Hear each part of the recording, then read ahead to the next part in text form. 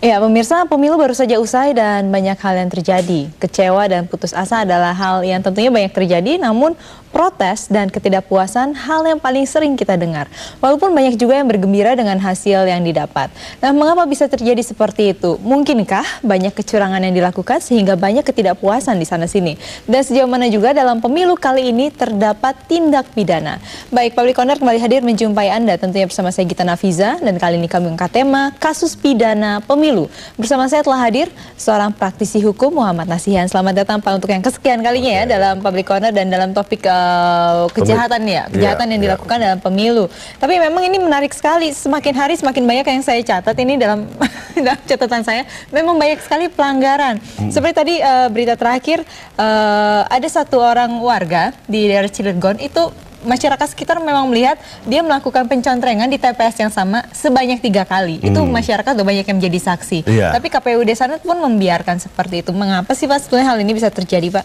Ya, kalau tadi judulnya memang pelanggaran dan pidana pemilu, ya KPUD yang membiarkan itu bisa dipidana minimal 6 bulan sampai 36 bulan. Dan oleh karena itu dengan adanya banyaknya pelanggaran yang seperti kita lihat sekarang ini, biarkanlah itu diinventarisir oleh semua tokoh-tokoh nasional kita, tokoh-tokoh partai sedang bergabung di situ. Tapi apa gunanya diinventarisir kalau nggak ada tindakannya juga ya? Iya, artinya itu tetap secara hukum harus di pembelajaran ke depan. Tetapi beberapa hal yang perlu kita catat kalau kita bicara pelanggaran, tentu ada pelanggaran sebelum pemilu, pada pelaksanaan pemilu dan setelah pemilu. Kita tidak lagi membicarakan di sebelum. Karena kalau kita bicara sebelum, pada saat sekarang sudah pemilu, itu rasanya ya kredibilitas kita kok, kebangsaan kita kok dipertanyakan banget gitu loh. Kenapa sih kok ributnya setelah kalah gitu ya? Kenapa sih kok nggak waktu tahapan di mana pemilu belum dilaksanakan itu, disitulah jegal.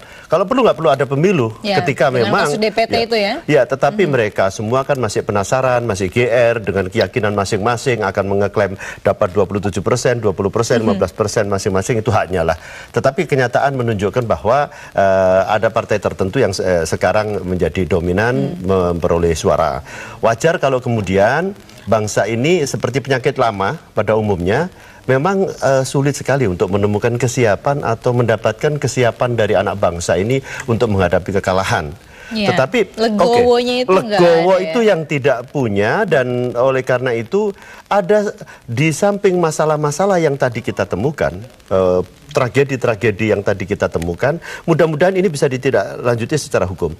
Tapi ketika telah selesai di pemilu ini, ada satu yang sangat esensi dari seluruhnya, yaitu mengenai penetapan kursi di DPRD, khususnya di tingkat 2 dan tingkat 1. Kalau nasional undang-undangnya jelas, kalau yang merasa kecil ya nggak usah lah GR-GRan repot-repotan bikin partai, bukan kita diskriminasi tapi atau maksudnya bisa juga berkaca pada diri sendiri dulu ya. Paling nggak introspeksi lah. Kalau cuman keinginan semua anak bangsa boleh punya keinginan, tapi ya mbok ngukur kekuatan. Dan bangsa ini jangan direbutkan dengan memilih gambar aja udah pusing begitu ya. Nah, apa yang tragedi hukum, tragedi konstitusi, tragedi dari demokrasi itu adalah ketika kita bicara esensinya dengan keputusan Mahkamah Konstitusi yang menyatakan bahwa seorang calon dapat perolehan suara terbanyak, itulah yang layak untuk mendudukin. Artinya ini representatif dari aspirasi bangsa dan masyarakat memilih figur. Nah, sekarang ada masalah.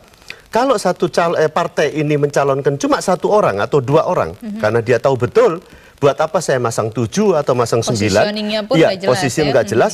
Oke, 2 orang. Ternyata yang 2 ini suaranya sangat signifikan, lebih besar daripada kalau suara itu di total satu partai, misalnya partai A mencalonkan 7 orang. Kalau di total 7 orang ini hampir sama dengan 1 orang ini. Lah, kalau di total penempatan cara penghitungannya itu adalah jumlah perolehan partai, banyak-banyakan akumulasi, ya tentu yang ini tidak dapat. Ketika tidak dapat, padahal suaranya perorangan lebih banyak, ini mencederai, dan ini tragedi hukum, ini tragedi konstitusi. Ada terjadikah seperti itu di daerah, Pak? Ini belum ditetapkan, tapi semua, contoh partai kecil, memang tidak lolos untuk ke parliamentarian di DPR RI. Tapi di kabupaten dia mendominan karena melihat tokoh. Demokrat yang sekarang menang ini, saya katakan terus terang aja, tidak melihat Demokratnya kok, karena melihat Pak SBY aja. Figurnya ya. Figurnya aja. Tapi sebenarnya sejauh mana pemilu itu juga dapat dimasuki oleh tindak kejahatan sebenarnya? Oh, banyak sekali. Dari pintu-pintu mana ya, saja. Semua Katanya sebelum Anda juga tadi mengatakan bahwa undang-undangnya pun sudah begitu ketatnya. Undang-undang begitu ketat. Di mana sih undang-undang di Indonesia ini yang longgar sebenarnya? Tapi komitmen dari penegak hukumnya lah yang begitu memberikan ruang menjadi tidak ketat. Undang-undang pemilu, pelanggaran itu sendiri untuk pidananya lebih dari 50 pasal mengatur tentang pidana itu. Misalnya yang tadi kita ikuti di El Sinta atau di pemberitaan tertentu, ada kotak suara yang kemudian segelnya dibuka, gemboknya dibuka. Nah, ini jangan ditangkap hanya yang gunting saja. Yang menjaga kotak ini juga bisa dipidana 12 bulan itu. Iya, 12 bulan dan 36 bulan. Banyak sekali. Sekarang ini yang rame-rame para tokoh-tokoh nasional yang nggak mau berhenti berjuang untuk memposisikan dirinya dalam tanda kutip. Ini juga saya yakin mereka semua punya kekuatan, punya power, punya istilahnya grassroots. Luncurkan sekarang, berangkatkan mereka itu untuk investigasi, menemukan permasalahan yang konkret. Jangan asumsi, jangan opini. Baik itu DPT, baik itu suara-suara yang rusak, baik orang yang sebenarnya memilih nggak bisa memilih. Jadi sekarang waktunya mereka kalau misalkan memang mau menuntut pun alokasikanlah sejumlah dana memang untuk menginvestigasi ke daerah seperti itu. Wajib seperti itu, jangan masyarakat dibawa kepada asumsi. Pada asumsi dan opini. Jangan banget. Dan kasihan juga masyarakatnya, mereka sudah meluangkan istilahnya masyarakat sudah meluangkan waktunya untuk memilih, untuk pergi ke TPS. Terus hasilnya adalah seperti ini, para penguasanya juga berebut kekuasaan, sehingga nanti menjadikan sebuah yang apolitisnya semakin besar juga nanti 2014 nanti. Secara politis, makanya kemarin waktu tadi saya berangkat dari ini pagi-pagi tadi saya sudah juga melihat di Metro ini ada dua partai besar yang berantem, dua-duanya mengeklaim, yang satu mengatakan dia lagi tidak pede, begitu kalah panik, yang satu lagi Anda lebih tidak pede. Saya katakan dua-duanya memang tidak perlu pede. Kita break dulu nih, Pak. Kita harus lihat iklan-iklan dulu nih, Pak ya. Pemirsa, kami juga menantikan komentar, saran ataupun kritik Anda untuk Public Corner ini melalui SMS. Silakan Anda ketik BC spasi lalu istilah komentar Anda. Kirimkan ke 6876. Nanti di segmen kedua kami juga akan membuka kesempatan kepada Anda untuk berinteraksi langsung bersama kami di sini. Silakan hubungi 58 3022 di segmen kedua, nanti kami akan kembali untuk Anda.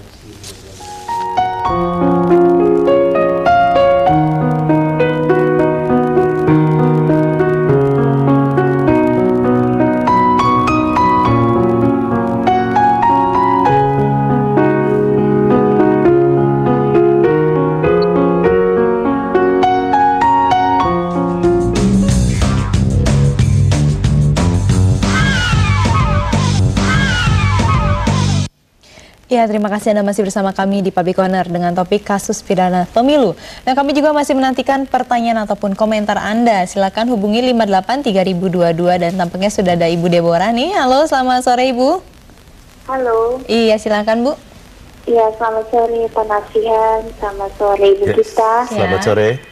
Iya, saya mau tanya. Anggota keluarga saya kan ada 6 ya. Ayah, ibu, 2 kakak, dan saya. Kakak saya itu yang pertama di luar negeri, di Australia. Nah, pas pemilu kemarin itu, pemilu legislatif kemarin, kakak saya yang di Australia terdaftar, tapi saya yang anak bungsunya malah nggak terdaftar gitu. Padahal umur saya 17 tahun itu sudah dari 2 tahun yang lalu. Itu gimana menghadapinya, apa harus lapor kemana gitu? Iya. Ini juga ada tuntutan ya kepada pemerintah dan juga KPU yang dituding menindas, bukan menindas ya, maksudnya melanggar lah hak asasi masyarakat Indonesia dalam hal pemilihan ini. Itu 12 bulan kalau kita laporkan. Jadi membiarkan seseorang yang sudah komplain untuk melaporkan bahwa kenapa saya nggak dapat panggilan, dan kemudian setelah laporan belum ditindaklanjuti, Panwasnya juga kena, KPU-nya juga kena. Persoalannya dari sekian banyak yang dikomplain ini, kenapa sih cari bukti sulit gitu loh? Saya nggak percaya itu. Makanya daripada rame-rame kumpul di Tengku Umar, lebih bagus sebarkan kekuatan itu untuk menemukan bukti. supaya bangsa ini ada pembelajaran. Ini buktinya udah ada masyarakat sudah melihat dengan mata justru itu sendiri, tapi memang alasannya kata KPU-nya, loh ini udah lewat dari 3 hari nggak bisa gitu. Ini seperti itu. Jangan masyarakat itu dikorbankan, apalagi menjadi korban karena ketidakbecusan KPU itu sendiri. Sosialisasi menjadi kewajiban. Undang-undang ini bukan kita itu berprinsip semua orang dianggap melek hukum, dianggap tahu undang-undang. Nah, kewajiban KPU yang berkompeten di dalam hal ini mensosialisasikan tentang undang-undang itu sendiri, bahwa komplainnya itu harus dalam waktu 3 hari, itu juga harus masyarakat tahu semua. Apa yang sudah dilakukan? Sudah atau belum? Atau orang belum melihat bukunya aja belum pernah. Tapi mungkin masyarakat juga sekarang menanti ketegasan para aparat hukum juga seperti itu untuk memasukkan ataupun memang menindak secara hukum para pelanggar-pelanggar itu. Karena kita juga banyak sekali mempunyai video-video bukti. Bahkan tadi terakhir di Papua pun petugas KPUD-nya sendiri loh yang mencontreng di lembaran seperti itu. Berbagai variabel pelanggaran, berbagai kesalahan baik di satu daerah ke daerah lain dengan berbagai macam-macam. Itulah yang membuat dikomplain oleh banyak para tokoh-tokoh nasional yang nggak pernah mau tidak nasional itu, bahwa pemilu ini dianggap pemilu terburuk, pemilu yang tidak legitimate, pemilu yang akan dilakukan class action, pemilu itu hak semua, hak demokrasi. Demokrasi memang saya setuju juga berpendapat bahwa... Tapi do you think Pak Nasir berpikir bahwa ini pemilu tidak legitimasi? Kalau dari sudut pembiayaan lebih bagus legitimasi, nggak usah lagi ada, nggak usah ada pengulangan. Untuk apa? Diulang 10 kali pun hasilnya begini juga, ketemu tokoh itu juga. Apa dong? Gitu loh. Apa dong? Jadi begini, ini pembelajaran, ini pembelajaran. Proses demokrasi sudah selesai. Mari kita sikapi dengan jiwa besar. Yang kalah ya harus legowo juga. Yang menang juga jangan menutup mata. Kalau memang kemenangan itu nanti ketemu bukti bahwa itu ada kecurangan, beri ruang. Dan jangan segan-segan, baik itu Mahkamah Konstitusi, Mahkamah Agung, pengadilan, kepolisian, semua harus konsisten untuk penegakan hukum. Ini hukumnya ada. Dan oleh karena itu tidak boleh ditutup-tutupin. Kalau memang ada pelanggaran, baik itu mengenai DPT, yang konon, kalau ada partai si A ini tahun lalu memang menang, itulah yang di DPT kan itu disupport untuk tetap hidup. Kalau orang hidup pun kalau perlu jika tidak memberikan kontribusi tetap kemenangan tokoh tertentu, maka orang hidup dimatikan. Tapi sebaliknya orang mati dihidupkan. Nah, yang begitu tidak boleh asumsi, tidak boleh dengan harus berdasarkan fakta harus bukti, dan harus fakta. Bukti. Berikan pembelajaran masyarakat. Tapi masyarakat juga udah ada fakta, udah ada bukti, pengen dong ada kejelasan. Pasti, dan itu saya juga menjadi orang mendaftar orang paling depan untuk menindaklanjuti di mana ada buktinya, polisi tingkat mana yang mendiamkan itu, dan kekuatan polisi partai politik yang mana yang menutupi kebenaran untuk ditegakkan, saya siap mati. Nanti penyerap bisa penuh nih Pak. Halo, halo sore. Selamat sore. Iya silakan Pak. Mbak Gita Nafis. Iya silakan Bapak. Pak Ngemeroni di Bekasi. Iya Pak. Selamat sore Bapak praktisi hukum. Ya. Bagaimana menurut tanggapan Bapak untuk menghindari segala kesemrawutan dalam pemilu itu jadi dikembalikan seperti dulu, tapi tidak persis seperti dulu. Maksud saya kembali seperti era sebelum reformasi. Jadi tidak ada yang mencalonkan diri jadi presiden, tidak ada yang mencalonkan diri jadi anggota DPR ataupun DPRD. Juga diadakan referendum, serahkan semuanya itu pada rakyat, apa maunya rakyat, pemimpin siapa yang diingini oleh rakyat. Jadi rakyat kan udah tahu pemimpin yang sering terlihat di layar televisi. Jadi itu untuk menghindari segala kekisruan dalam pemilu. Baik. Gimana Pak? Insya Allah akan dijamin nggak akan terjadi kekisruan dan tulus. Soalnya jadi tidak semuanya pada malu mencalonkan diri jadi pejabat itu malu. Terima kasih ya Pak ya. Terima kasih sekali. Gimana nih? Ada 2 hal Pak. Bagaimana menghindari untuk tidak terjadi kesemrawutan seperti sekarang yang kita alamin ini. Satu, figur-figur daripada pelaku pemilu ini, baik KPU, baik Panwas, semua pihak harus betul-betul netral, objektif. Jangan lagi lihat gambar-gambar itu dengan siapa ada di situ. Tidak perlu. Tapi yang dilihat adalah burung Garuda dan Bumi Pertiwi. Cari tokoh-tokoh yang punya komitmen seperti itu. Jangan lagi nengok ke kiri ketemu Gus Dur, ke kanan ketemu Megawati, ke depan ketemu Prabowo, ke belakang ketemu Wiranto, dan sebagainya. Jangan itu, jangan terbawa kepada situ. Selagi masih berorientasi kepada interest yang seperti itu, amburadul seperti ini akan tetap terjadi. Kedua, mengenai referendum, Pak, kalau itu dilakukan, saya orang pertama yang setuju sebenarnya. Tapi saya yakin itu akan sulit sampai di sana, karena para tokoh-tokoh ini kan akan terjebak mati suri di dalam strategi politiknya. Dia nggak bisa main dong, rakyat penuh semuanya. Kalau itu yang muncul, mungkin satu Bapak, yang kedua SBY, dan yang ketiga Geta Nafisa saja. Mungkin saya menjadi penonton juga gitu. Gitu. Jadi, oke, mungkin banyak sekali lah ya masyarakat Indonesia yang intinya memang kecewa dengan pemilu sekarang. Dan mungkin mereka mempunyai bayangan-bayangan seharusnya pemilu itu seperti apa ke depannya. Gitu. Tapi bagaimanapun ini adalah sebuah langkah yang memang harus dilalui dalam rangka demokratisasi di negeri ini ya, Pak. Betul. Jadi lagi-lagi saya masih melihat ada satu hal esensi yang seperti tadi, bahwa demokrasi itu di tangan rakyat, dan suara mayoritas rakyat adalah kekuatan.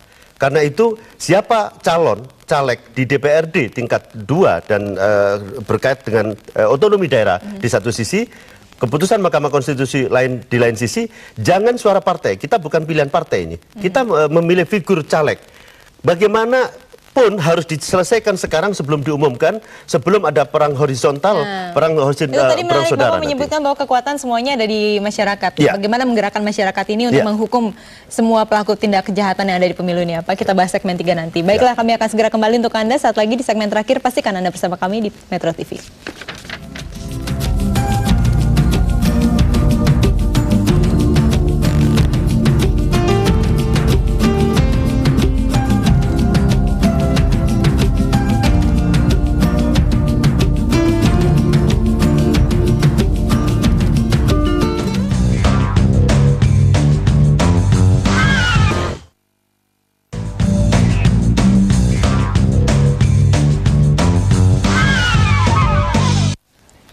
Anda masih bersama kami di Public Corner dengan tema kasus pidana pemilu. Berbicara tentang kasus pemilu seluruh Indonesia, ini pasti memerlukan biaya yang luar biasa banyak, Pak, untuk menggerakkan membayar orang untuk melakukan tindak kejahatan itu nggak mungkin hanya 10-20 juta seperti itu.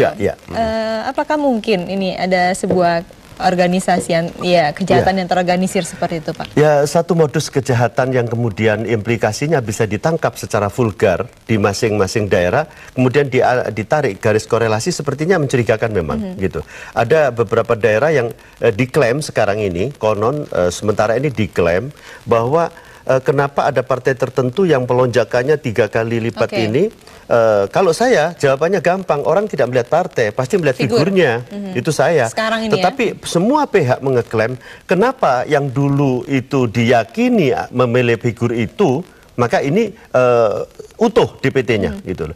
Tetapi yang tidak memilih figur ini di beberapa daerah itu yang komplain juga tidak ditanggapi, yang sejumlah DPT jika tidak terdaftar. Tapi itu asumsi ya, Pak, nggak ada buktinya seperti itu. Itu tadi saya katakan, tokoh-tokoh ini adalah mempunyai uang banyak, dan luar biasa. Untuk keperluan itu, saya pastikan tidak sebanyak iklan yang dikeluarkan, biaya iklan yang dikeluarkan.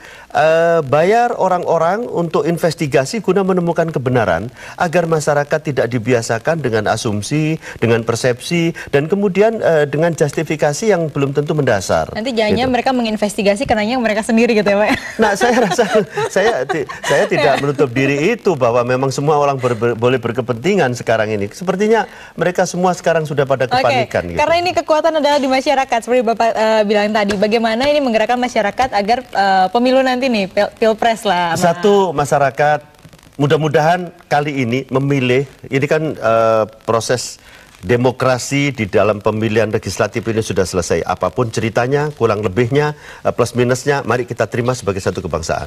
Tetapi ke depan, kita segera punya agenda memilih presiden. Ke depan, kita jangan kejebak di dalam pemilihan itu.